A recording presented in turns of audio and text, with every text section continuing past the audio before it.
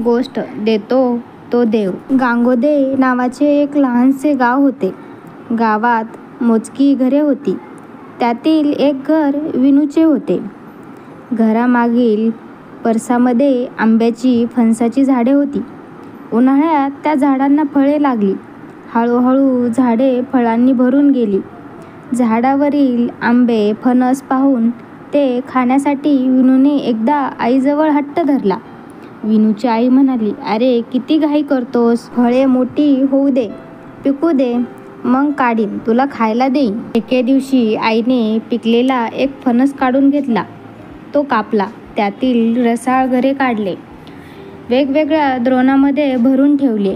विनू पाहतच होता.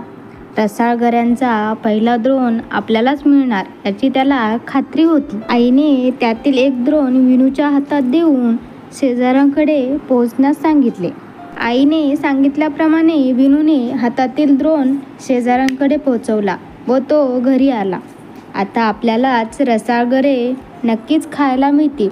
आईने पुन्हा एक द्रोण विनूच्या हातात ठेवून तो गावकऱ्यांना पोहोचवण्याचं सांगितलं. असे करत करत द्रोण घरोघर पोहोचून झाले. तरीही आपल्याला गरे देण्याची आई गोष्ट काढत नाही याचे विनूला नवल वाटले. वाईटही वाटले. आईच्या हे लक्षात आले. ती हसली. तिने विनूला जवळ बोलावले आणि अतिशय प्रेमाने गऱ्याचं द्रोण हाती दिलं. तरी विनूची नाराजी गेली नाही. आपल्याच घरचे फळ आणि आपल्यालाच मात्र सगळ्यात शेवटी याच्याबद्दल त्याचा रुसवा कायम होता. आईने असे का करावे ते विनूला समजेना. न राहून त्याने आईला विचारले, "गावातल्याला अगोदर आणि मला शेवटी असं का?" आई पुन्हा हसली आणि म्हणाली, "आपल्याजवळ जे असतं ना ते अगोदर इतरांना द्यावं आणि मग आपण घ्यावं. इतरांना विसरून आपण एकट्यानेच घेणे हे बरोबर नाही. लक्षात ठेव, देतो तो देव आणि खातो तो राक्षस.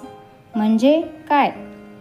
देणे हा देवाचा उत्तम गुण आहे आणि फक्त स्वतःसाठीच राखून ठेवणे हा राक्षसाचा दुर्गुण आहे. आता तूच ठरव, तुला देव व्हायचा आहे की राक्षस?" विनूची समजूत पटली. त्याने आनंदाने गरे खायला सुरुवात केली. हा विनू म्हणजे महात्मा गांधीजींचे आवडते शिष्य विनोबाजी भावे होत. Like, comment, and subscribe.